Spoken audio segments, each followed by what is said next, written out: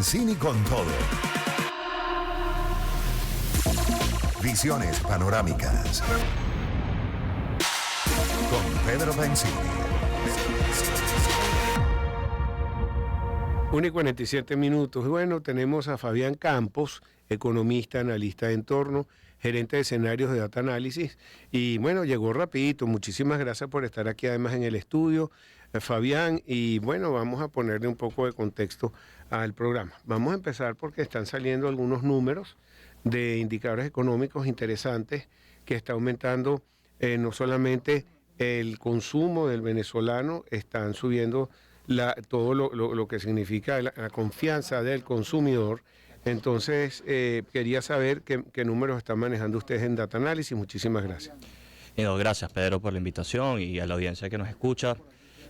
Mira, ciertamente hemos visto un crecimiento importante en consumo, también en las perspectivas económicas generales de la economía, ¿no? Y aunque he visto también expectativas que están siendo mal manejadas por el tema que hablábamos en la última entrevista, esto es un proceso de 18 a 24 meses, ciertamente ya se ve un impacto importante en la economía. Estamos proyectando un crecimiento del consumo de 14%, de Producto Interno Bruto de 12% a nivel generalizado, y yo creo que en ese sentido las expectativas han jugado a favor de ciertos sectores, sobre todo el sector comercio y servicios, y la población se siente un poquito venida arriba. Quizás parte de esa población también está esperando mejoras trascendentales en el cortísimo plazo, pero yo creo que en definitiva vamos bien y la expectativa es que sigamos mejorando siempre y cuando se mantengan los procesos de las empresas, se mantenga la coherencia en función de las políticas económicas que se están aplicando, y también creo que otros sectores se verán acarreados por el sector petrolero. Muy bien, bueno, claro, esto está comenzando, hay apenas 2 subastas que han entrado en todo lo que ha sido el comercio y algunos individuos personalmente y algunas compañías, pero eso no permea tan rápido. También vemos que hay inflación, sigue la inflación, siguen subiendo el precio de las divisas, y suben los precios también de los artículos y servicios. Sin embargo, el bolsillo del venezolano se queja, que sigue igual, todo el mundo espera recibir, pero es un proceso que no tiene ni 2 meses, no hemos terminado febrero y todo esto empezó apenas en enero, y tú sabes cómo funciona la economía, que es como un transatlántico que tú tratas, va a toda velocidad, trata de frenar y no lo puedes frenar así, igual no lo puedes arrancar tampoco así. ¿Qué opinas tú? Mira, Pedro, yo creo que das en el clavo y estamos en un país de expectativas sobredimensionadas, ¿no? Lo veíamos en 2021, si recordamos esa figura de la burbuja del Venezuela se arregló, entre comillas, ¿no? Y lo que ocurrió ahí es que el consumidor, luego de la pandemia, veníamos de una mejora en políticas económicas 2019, viene la pandemia, opaca un poco ese efecto y luego empieza a haber una subida importante cuando salimos de la restricción de confinamiento en marzo de 2021. En ese momento nosotros en la oficina medimos un indicador histórico de Data Analysis, el índice de confianza del consumidor. Ese índice aumentó, se disparó inmediatamente saliendo de la pandemia y el consumo no se había mejorado todavía. Y en agosto de 2022, cuando aparece el tema del tipo de cambio, la devaluación y la inflación posterior, cae, se desploma el índice de confianza del consumidor y el consumo no se había empezado a disminuir. El mensaje al final, la moraleja es que el venezolano ha llevado mucho palo en términos del bolsillo, y cada vez que hay un aire de mejora, entonces una bocanada de aire fresco y se va de bruces, y creo que eso le pasó también a la empresa privada. Como tú dices, tenemos inflación, las proyecciones siguen siendo 3 dígitos a final de año, mucho menos que el año pasado, pero estamos alrededor de un 150, 160, es muy temprano todavía para hablar de estimaciones finales. Lo mismo con una distorsión cambiaria que se mantiene, una brecha que sigue manteniéndose en 2 dígitos altos. La expectativa es que baje en la medida que se estabilice el flujo de divisas al país. Pero yo creo que en definitiva el venezolano tiene ese sobredimensionamiento que, si es bien manejado por las empresas en Venezuela, puede traducirse en compra, en capitalización de oportunidades, pero también es peligroso cuando se manejan mal esas expectativas, y yo creo que aquí este es el año para tener prudencia, para comenzar a percibir esas inversiones, pero también pensar en un 2027 y 2028 que va a concentrar mayor volumen de inversión extranjera. Con toda esta apertura petrolera, nueva ley de hidrocarburos, ¿ustedes esperan que va a regresar muchos venezolanos a empezar a ser parte del país, se están abriendo puestos de trabajo para venezolanos, no solamente para extranjeros que están relacionados a la industria de hidrocarburos y afines, porque eso también implica en distintos negocios, hoteles, carros, una cantidad de servicios que también se necesitan. ¿Cómo ven esta situación? Sí, evidentemente el sector petrolero tiene un efecto multiplicador en la economía y es bastante grande la nuestra por la proporción o gran proporción que representan nuestras exportaciones y en ese sentido va a acarrear muchos sectores. Los sectores que estamos vislumbrando que crezcan precisamente son cercanos al sector petrolero. Hablamos de servicios logísticos, servicios conexos, también servicios orientados a la infraestructura, a renovación de infraestructura, y toda esta entrada de transnacionales van a exigir, por supuesto, mucha mano de obra local. Eso es algo importantísimo. Yo creo que ese es el primer punto en el que Venezuela se beneficia de este acuerdo comercial tan estrecho con los Estados Unidos. El segundo punto es la recuperación del know-how. Un know-how que siempre ha estado presente en los americanos y han trasladado en Venezuela. Lo hicieron en su momento en los años 30, los años 20, cuando empezó la industria petrolera, y creemos que esa fuga de capital humano que hubo en los últimos años en el país probablemente regrese impulsado por las propias transnacionales, porque nuestro capital humano es bastante bueno y está muy bien formado y destaca en la mayoría de los países que va. Esa es la buena noticia que quizás no se ve muy bien y no sale en los noticieros de otros países, pero es así. Entonces la expectativa es que por supuesto vengan incluso impulsados por esas transnacionales al país y por supuesto la mano de obra local tenga un espacio importante para recuperarse. Muy bien. Bueno, hemos visto que ya se han hecho algunas subastas de divisas. Nos llama la atención porque no es un solo precio, sino que es un precio para uno, otro precio para el otro. No sabemos si esas divisas, porque ahora tú las compras y van a Qatar, pero tienes que pasar por allá, un sistema SWIFT, pero no entran realmente en el flujo venezolano. Entonces no sé si eso va a ser bueno, va a ser negativo, si se está viendo, y además que lo que vemos es que siguen subiendo el precio del dólar BCB, para ser específico, y en consecuencia los demás. ¿Cómo ves esta situación? Mira, la realidad es que la distorsión cambiaria se mantiene, y se mantiene porque no hay una estabilidad en el flujo de esas divisas. Ha sido algo puntual.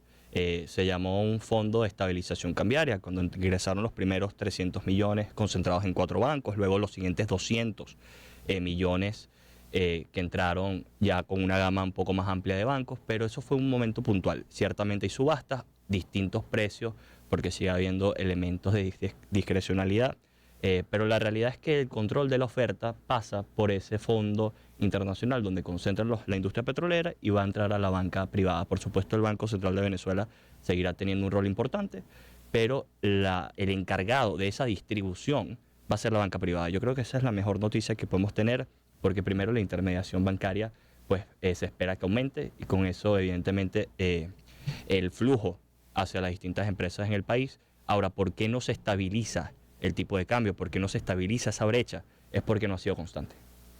En el momento que aumente la producción y la exportación venezolana de crudo se estabilizará el flujo de divisas en el país, y en ese momento veremos realmente ese cese o el comienzo de ese cese de la brecha o distorsión cambiaria que hemos visto en los últimos años. Ya hay una mejora importante. Nuestra expectativa es que siga disminuyendo hasta un punto en el que se acorte lo mejor posible y pueda haber una libre trazabilidad de distintas monedas, ¿no? También hemos visto algunos experimentos de parte de la gasolina, de que la están dolarizando de facto. Tú llegas a la bomba y un señor muy bravo siempre te atiende. Con una carota, ¿no? No, te trata mal. Mira, esto es en dólares. Es tremendo, pana, ¿no? y nos damos vuelto, pero en billetes. Y nos fiamos. No, pero yo digo, oye, vale, si tú me estás vendiendo un producto premium, tú no puedes tratar hacia un cliente. Bueno, fue uno en específico, no voy a decir quién, pero no te puedes, o sea, a ti te están vendiendo la gasolina de oro, tienes que tener, ay señor, muy amable. Dame servicio, dame calidad, esa es la regla, ¿no? Por lo menos educación. Totalmente. El cliente siempre te entrénenlo. Pero lo que estaba viendo hoy, a un entrevistado que decía que experto de la materia, dice, bueno, nosotros nadie nos está certificando que este producto sea premium, cuál es la calidad que nos están dando realmente de esa gasolina. Y bueno, las bombas están vacías, yo no he visto así que haya una afluencia de esas bombas que ven específicamente esa gasolina en dólares, esté yendo la gente como haciendo cola. En cambio las otras sí. Sí, completamente. Todavía hay mucha desconfianza, evidentemente, en la población sobre ese origen de la gasolina y su calidad, porque estuvimos quizás bastante tiempo con dificultades, ¿no?, en ese suministro. Pero ciertamente yo creo que tú estás dando en el clavo y creo que hay ejemplos en otros sectores donde se está perdiendo esa cultura de servicio. Que es importante, sobre todo con productos que son premium. La expectativa es que en términos de la gasolina haya una estabilización y un suministro constante con este intercambio con los Estados Unidos, donde podamos refinar gran parte localmente, pero si faltase, pues importemos, porque no tiene sentido que entren empresas transnacionales y una de las limitantes como el suministro de gasolina pues esté vigente. Esa no es la perspectiva. Ahora, lo que creo que necesitamos recorrer, y es un camino que todavía nos falta, es precisamente ese punto de servicio, ¿no? Porque nos hemos desacostumbrado. Deberían abrir, por ejemplo, algunos bancos telecajeros en dólares, porque mucha gente piensa que salen así de la nada, no que tanto. Ese es como el que cree que la dolarización es igual a aumento inmediato de salario. Ajá. Esa relación que honestamente no la comprendo. O sea, los salarios están estrechamente vinculados con productividad, no con un cambio de la moneda. Y si estás en dólares, estás indexado. Por más que sea el cambio, siempre te van a dar un cambio. Completamente, pero hay ese mito, ¿no?, rondando por ahí, que la dolarización salva a Venezuela, y yo creo que no hay nada más alejado de la realidad. Ok, mira, tenemos que hacer una pausa. Fabián, al regreso quisiera hablar contigo sobre lo que piensas de si hay una dolarización de facto o puede hacerse una dolarización, si es factible, si es constitucionalmente se puede hacer. El Banco Central no funcionaría más, sería la FED, pero todo esto nos lo va a aclarar al regreso. Muchas gracias por estar acá. Bueno, estábamos hablando con Fabián Campos y vamos a una pausa. Escuchamos a In Excess con New Sensations. Encuentro de generaciones. Éxitos. Caracas, Valencia, Maracay, Puerto La Cruz, Puerto Ordaz, Barquisimeto, El Vigía, Mérida, Táchira, Margarita, Maracaibo, Maturín. Guarenas, Guatire. Éxitos. Sonidos en primera fila.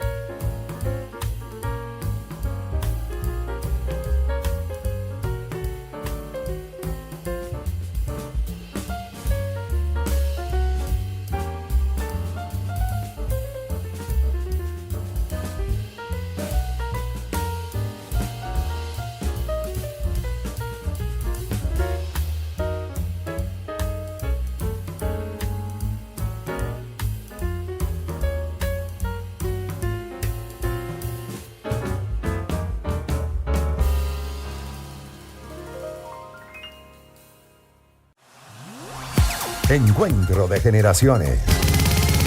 Éxitos. Caracas, Valencia, Maracay, Puerto La Cruz, Puerto Ordaz, Barquisimeto, El Vigía, Mérida, Táchira, Margarita, Maracaibo, Maturín. Guarenas Guatire. Éxitos. Sonidos en primera fila.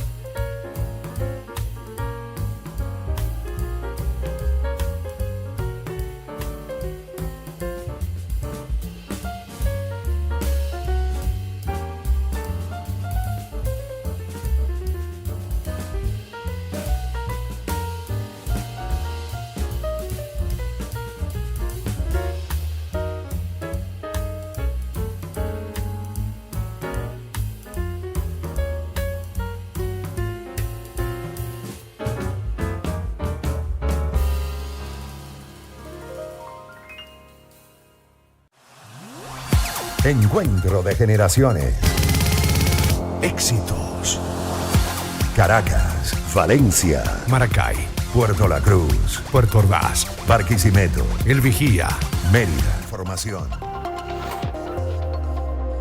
con Pedro Benzini. De regreso con ustedes, 2:11. Estamos aquí en Benzini con todo por éxitos. Y tenemos nuestro invitado Fabián Campos, economista, analista de entorno y gerente de escenarios de data análisis. Fabián, dejamos una pregunta al aire que nos llama la atención, que es cómo, si se puede realmente dolarizar la economía. Se puede dolarizar de facto, pero no es que la moneda nacional podría ser el dólar en vez del bolívar. ¿Qué papel jugaría entonces el Banco Central? ¿Se tendría que hacer una reforma constitucional? Si nos puedes dar luces en este tema. Si bien es cierto, Pedro, que la población tiene una preferencia por el dólar y ha habido una dolarización de facto en términos de preferencias, eso es completamente distinto a un tema de una dolarización formal de la economía, ¿no? Y ahí, en ese sentido, también comentar que se necesita una reforma constitucional para que sea una moneda en curso. Eso primero, en este momento no es constitucional. Pero el segundo punto y más importante es que se necesitan reformas fiscales y reformas en políticas, por ejemplo, de trabajo o la ley de empleo, antes de poder hacerlo. El tema no es si te gusta o no, es que este momento es inviable a mi juicio. Y aquí no hablo por mi organización, sino por una apreciación como economista, y cito siempre el caso de Grecia. Grecia en el 2009, con la crisis soberana, como nosotros, cayó en default. Y el Fondo Monetario Internacional, que es la única entidad que te presta dinero en esos casos, cuando hay un default de deuda soberana, te exige unas políticas. Reducción de gastos, reducción de deuda, y son políticas restrictivas. Ahora, ¿qué hacen los países? Compensan con la devaluación de su moneda para que sean los extranjeros los que traigan la plata. Entonces se compensa políticas restrictivas fiscales con un ingreso de divisas por parte del extranjero. Cuando tú estás dolarizado, o Grecia en el caso del euro, pierde la autonomía de poder hacer eso. Entonces el Banco Central en este caso perdería una autonomía en política monetaria, lo cual en este punto, a mi juicio, de la economía de Venezuela puede ser un problema. Además, si entramos en temas de tesorería, es inviable que pasivos laborales que tienen empresas de muchos años se dolaricen automáticamente. Eso puede llevar a una complicación importante. Luego está el tema de la capacidad productiva. Yo creo que en este momento hay muchos alicientes, muchas cosas que hacer primero antes de hablar de una dolarización. Y sobre ese punto, además, lo comentábamos antes, la dolarización no es sinónimo de incremento inmediato de salario. Los sueldos y salarios de la población están atados a la productividad del país. ¿A qué eso viene? Buenísimo. Yo soy pro a entornos multimoneda, donde se conserve la moneda nacional sin ningún tipo de impuestos a otro tipo de divisas y que la gente se maneje como quiera. Sí. Bueno, ya algunos bancos, como el Banco de Venezuela, están haciendo subastas en dólares para sus clientes. Y llama la atención porque van de $1 a $1.000. Es factible, es rápido. Lo que me dicen es que los dólares que se compran son digitales, pero que hay servicios que los puede hacer un link como con PayPal y utilizarlos en otras plataformas, pero no es que tú vas al banco y puedes sacar esos billetes en efectivo. Es lo que tengo entendido, si no es así, corrígeme, que has oído de este sistema. No, compartimos la misma información. Realmente el dinero en efectivo ha escaseado el último año en Venezuela. No se ha estabilizado lo suficiente, a mi juicio, para que pueda permear a la población, como en algún momento hubo hasta cierto margen entre $1.000, $1.500 en términos de la población venezolana para poder ir al banco y depositar o hacer un retiro.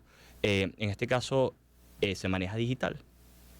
Hay todavía algún tipo de manejo con criptoactivos para la liquidación de ciertas subastas, de ciertas asignaciones, no tanto como antes, pero ahora el papel va a seguir siendo digital, me parece a mí, en el corto plazo. Vendrá después el efectivo una vez que se retome la confianza en términos de la empresa privada, ¿no? Y aquí hay un tema importante, que es que se están priorizando ciertos sectores todavía para la asignación bancaria, y son sectores muy pegados a la población. Estamos hablando de alimentos, telecomunicaciones, salud, que van a ser los primeros beneficiarios de ese punto, ¿no? Y en términos de el flujo de divisas, lo decíamos antes, va a depender de la estabilización de la producción, el incremento de esa producción petrolera y a su vez las exportaciones venezolanas. Sí, hay que ver cómo van a entrar esas divisas al país. Aquí, por supuesto, hay divisas flotando que Sí, están claro, en los claro. bancos y todo existen. Pero antes era más fluido, como estás diciendo tú, eso se ha restringido un poco. Pero ya que se están haciendo tan buenas relaciones con los Estados Unidos, quizás permitan comprar directamente divisas a los Estados Unidos. Y lo que llama la atención es que en el mundo se ha reducido el uso del papel billete. Sí, ahora todos con la tarjeta, ¿no? Todo es con, espérate, nosotros O con el teléfono Bancamiga que queda hacemos... atrás. Sí. Hay que ver cómo se puede hacer eso. Tú ves que este futuro...